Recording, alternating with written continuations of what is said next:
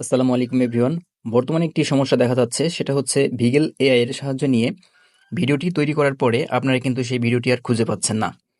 বেশিরভাগ ইউটিউবার ভাইরা বলছে যে ভিডিওটি খুঁজে পাওয়ার জন্য ডিসকর্ডে স্ক্রল আপ বা স্ক্রল ডাউন করতে হবে। স্ক্রল আপ বা স্ক্রল ডাউন করে আপনার ভিডিওটি খুঁজে বের করতে হবে। এভাবে ভিডিওটি খুঁজে পাইতে আপনাকে কিন্তু বেশ ভোগান্তিতে পড়তে হবে।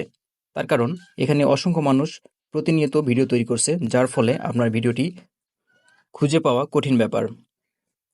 আপনি কিন্তু ছোট্ট একটা ট্রিক্স অবলম্বন করলেই ওই ভিডিওটি খুব সহজেই খুঁজে পেতে পারেন। ভিডিওটি খুঁজে পাওয়ার জন্য আপনাকে প্রথমত উপরের দিকে লক্ষ্য করলেই যে সার্চ আইকনটি দেখতে পাচ্ছেন সেখানে ক্লিক করে দিন। ক্লিক করার পরে তার পাশে একটি অপশন রয়েছে, থ্রি লাইন রয়েছে, সেই থ্রি লাইনে ক্লিক করুন। থ্রি লাইনে ক্লিক করার পরে মেনশন সামওয়ান নামে একটি অপশন রয়েছে, সেখানে ক্লিক করে দিন। এবার এখানে আপনার ডিসকর্ডের যে ইউজার নেমটি রয়েছে সেই ইউজার নেমটি এখানে লিখতে হবে। যারা মনে করতে পারছেন না যে ডিসকর্ডে কি ইউজার নেমটি দিয়েছিলেন, তারা ব্যাক করে চলে আসবেন। এই ব্যাক অপশনে প্রেস করে ডিসকর্ডের যে হোম স্ক্রিন রয়েছে সেই হোম স্ক্রিনে চলে আসবেন। হোম স্ক্রিনে আসার পরে ইউ অপশনে ক্লিক করে দিন।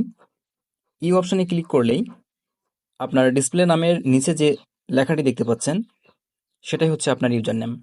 এই ইউজার নেমটি ওই সার্চ অপশনে লিখতে হবে। এজন্য প্রথমে যেখানে ছিলাম সেখানে আবারও ব্যাক করে চলে যাচ্ছি। এখানে আসার পরে উপরে যে সার্চ অপশনটি রয়েছে সেই অপশনে ক্লিক করলাম। সার্চ অপশনে ক্লিক করার পরে এই থ্রি লাইনে ক্লিক করে দিন, দেন মেনশন সামওয়ান এখানে ক্লিক করুন। মেনশন সামওয়ানে ক্লিক করার পরে এখানে আপনার ডিসকর্ডের যে ইউজার নেমটি ছিল সেই ইউজার নেমটি লিখে দিন। আমার ডিসকর্ডের যে ইউজার নেমটি ছিল সেই ইউজার নেমটি দিয়ে দিচ্ছি। ইউজার নেমটি লেখার সঙ্গে সঙ্গেই দেখতে পাচ্ছেন এখানে আমার ডিসকর্ডের প্রোফাইলটি চলে এসেছে। এবার প্রোফাইলের উপরে ক্লিক করলেই এখানে আমার ভিডিওটি কিন্তু দেখতে পাচ্ছি। আপনার ভিডিওটি এখানেই শো করতে পারে। যদি এখানে শো না করে তাহলে পাশে যে মিডিয়া অপশনটি রয়েছে এই মিডিয়া অপশনে ক্লিক করে দিন। মিডিয়া অপশনে ক্লিক করলেই 100% আপনার ভিডিওটি এখানে দেখতে পাবেন। এবার আপনার তৈরিকৃত ভিডিওটি সেভ করার জন্য ভিডিওর উপরে ক্লিক করে দিন। ভিডিওর উপরে ক্লিক করার পরে উপরে কর্নারে যে থ্রি ডট রয়েছে সেই থ্রি ডট অপশনে ক্লিক করুন।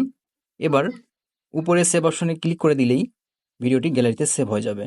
ভিডিওটি এ পর্যন্তই। আশা করছি ভিডিওটি আপনাকে সামান্যতম হলেও উপকার করতে পেরেছে। ভিডিওটি ভালো লাগলে অবশ্যই চ্যানেলটি সাবস্ক্রাইব করে পাশে থাকবেন।